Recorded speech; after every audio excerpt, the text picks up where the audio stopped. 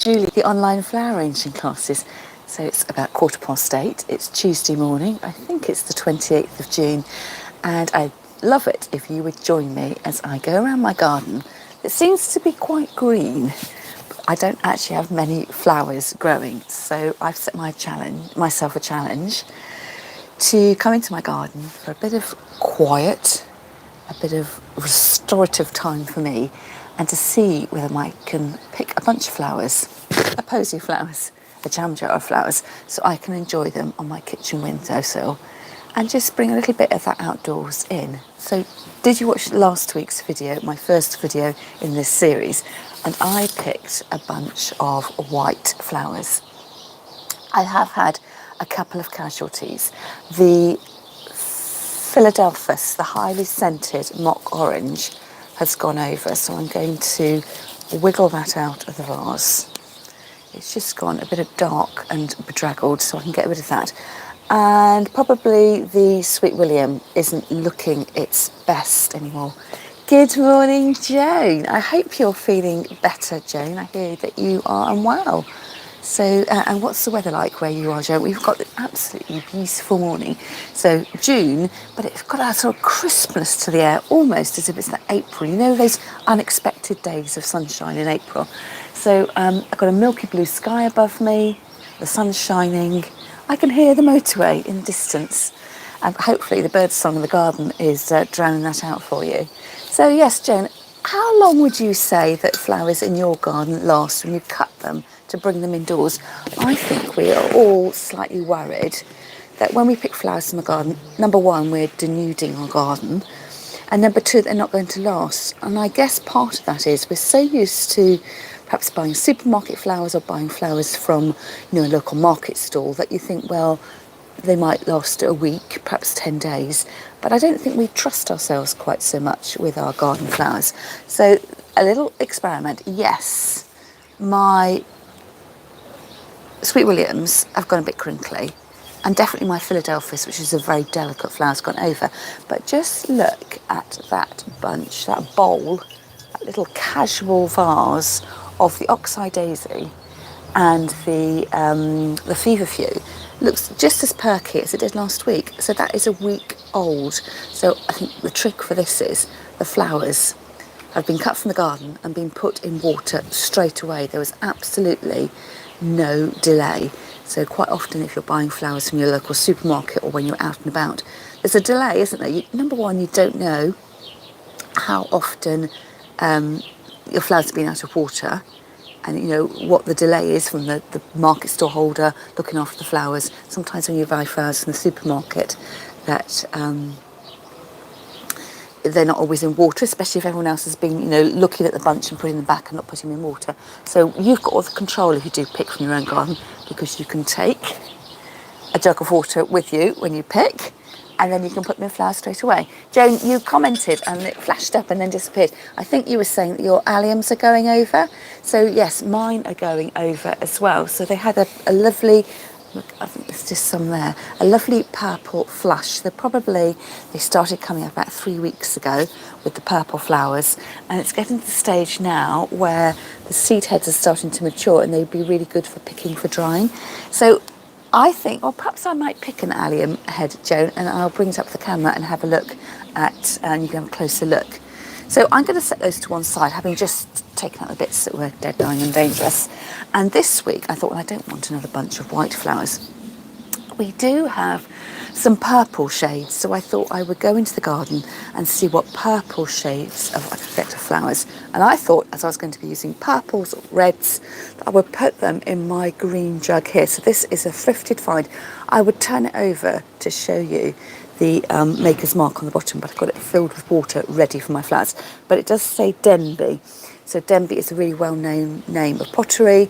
I got this from a charity shop about 5 years ago. It's got all the sort of ridges in it and an earthenware base, and it's just really nice and handy. And I've had this on my mantelpiece for ages, probably since the springtime, and rather than having flowers in it, I've actually stored some candles in it as if they were flowers. I was given some beautiful candles for my birthday, and I didn't really want to burn them really, so I've had just like a pencil pot of candles sitting in this jug. So I've got that ready to go to arrange my flowers in, and then I've also got my cut down milk jug with water so that I can put my flowers into water as soon as possible. So if you are cutting flowers in your garden, you need to do it either in the cool of the evening or the cool of the morning. Your flowers won't thank you if you cut them in the height of the day when it's at its warmest, and the flowers will be water starved. So sharp scissors at the ready. I'm using my floristry scissors. I use these for pretty much everything, but of course if you've got woodier stems you might want to use your secateurs. So let's go.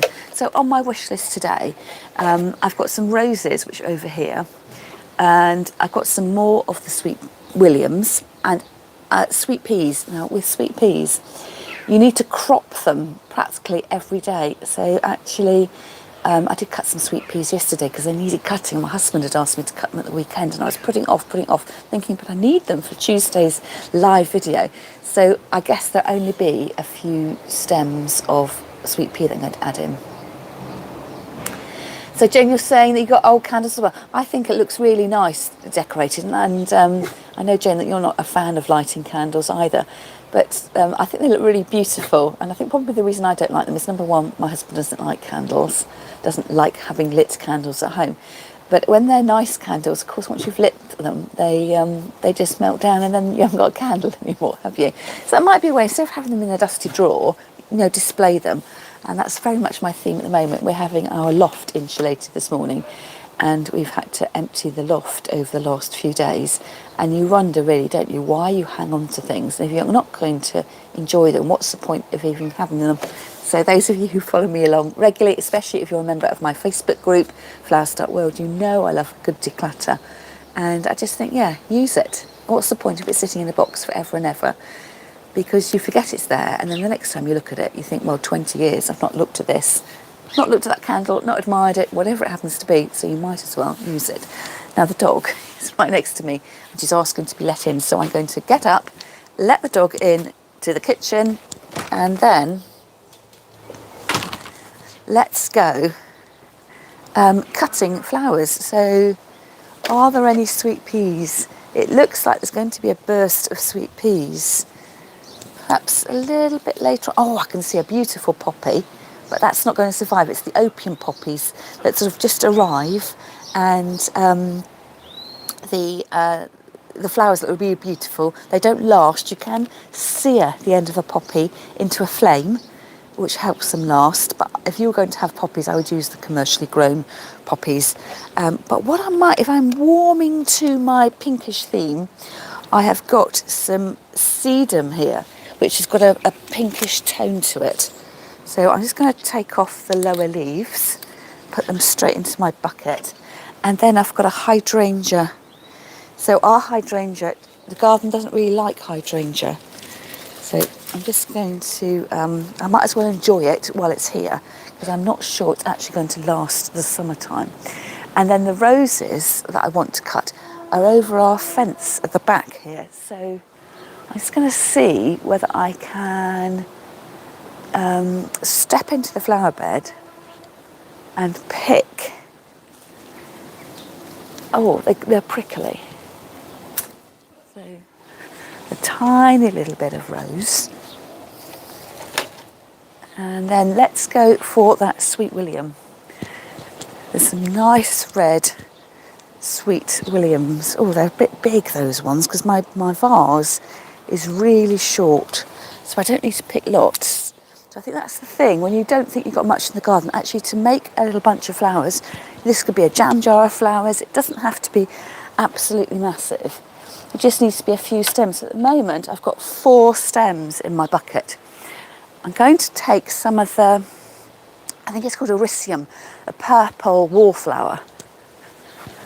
So again, just 1 stem of that. And what else have I got that's purpley? I might cut an allium head, so we can have a look at the allium heads. And will I need a little bit of greenery? I'm not quite sure.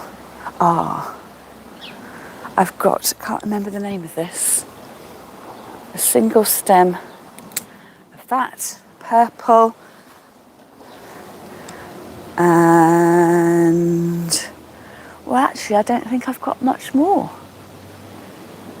Perhaps I could have had a few more Sweet Williams, and I will bring back the sweet peas that I had, that I cut yesterday. So Joan, you were saying that your alliums, so this is what my allium looks like at the moment. So it looks at that sort of, it's at the peppercorn stage. I'm not sure that the camera will focus on that. So the flowers have gone over. It's sort of like little closed fists at the end of each stem. And if you wait much longer, the closed fists will open and then you get that black seed head. So I would say, Joan, and you can almost see, Joan, that it started to dry on the plant. It's gone, instead of having that fleshy green stem, it's going to a paler brown colour, a bit exactly like if you know what a poppy looks like when it dries. It's green in the garden when it's got the seed head, and then you can leave it on the plant and it will just, you know, the water dries out and it gets this sort of straw-like colour. So I would say, Joan, if you want to dry your seed heads, now is the time to probably do it. So what else have I got in my little bucket of flowers? So the hydrangea. So what I'm going to do is I want the hydrangea head, when you've got, I should say, is when you've got the hydrangeas and they are a much fuller head, they need loads and loads of water. So what I'm going to do is to cut off some of the greenery off the sides. I want some greenery to act as a foil to the flower head. And this leaf here looks a little bit, I don't know, wind blown or burnt. But the convention is when you have a nice full mop head of hydrangea, can you see I've got that upside down? I'm sure you know this, Joan, already. But you dip it in the water that way, and then you recut the stem and put it in your flower head. Put it in your vase. So I'm going to measure up. So I know that I need to cut my stem there. And it's just going to rest. It's quite a heavy head. So I'm going to have it quite low, nestled down into the vase. And then start building round. So the next thing I'm going to add is my rose, because it's quite full. It's a spray rose. It's going to take up quite a lot of space. So I'm going to take off the lower leaves. I'm doing this really carefully because the rose has got spikes on it. So here, I think probably is the right length. I'm going to have that coming out that side there. This is just a cut and plonk flower arranging, just a casual style of flower arranging. I think that's resting too far out of the way. And you can see here that the small hydrangea head and what is actually in comparison quite a large head of the spray rose, but they're roughly balanced in terms of what the size is, so it's going to look quite pleasing. I haven't got something that looks really massive. You know, if I had one of the really huge hydrangea heads and then just a tiny stem of flower next to it, it would look a little bit out of balance. And then my Sweet William. So I had more Sweet Williams at the end, but they were, again, the heads were much bigger and they were just going to overwhelm what is just a tiny pot. Literally, although it's not a jam jar, this is about the size of a jam jar. So I'm just going to take those leaves off there because I don't want any leaves to be in the bush. And then put them in there. And then just the last few bits. And it just shows that you can have a really simple vase. So that is the sedum there. Now I'm going to try and be clever here because my vase is quite open-mouthed. I need something to fill it in. So I've cut that in half. But I'm thinking if I put this one at the back, it'll fill out the vase a bit more and stop things flopping around quite so much. And then with this one being a tiny bit shorter, I need to take off the leaves and then I can have it. So I've pushed it down to make from a short stem and then cut it in half and nestled the two sections together. And it just means that it holds up a little bit. And then with these little spike forms, I believe that's Ericium, a purple wallflower, purple perpetual wallflower. This will just stand slightly higher in the vase just to give a bit of airy movement. And then this is a really fashionable plant here. And I can't remember its name. You used to see it in Chelsea Flower Show all over the place. Verbena Bonaceri or something like that. So I'm going to cut that down. So that gives me a lovely little casual bouquet of flowers that I can just titivate, look at and enjoy from my garden. And I am going to add the sweet peas that I picked yesterday. So I think from the signs that are going on over my shoulder, I think the workman must have arrived, so I'm going to sign off the video now. So whatever you're doing today, I hope you have a great day, and if you decide that you want to pick flowers from your garden, I'd love to see what you've got growing in your part of the world, and post a photograph. So if you're not already a member of my free Facebook group, do check it out, and when the video is uploaded so you can rewatch it again, I will make sure that I leave a link to the Facebook group so you can come and join part of my flower community. So I shall say goodbye, and I'll catch up with you next Tuesday about the same time.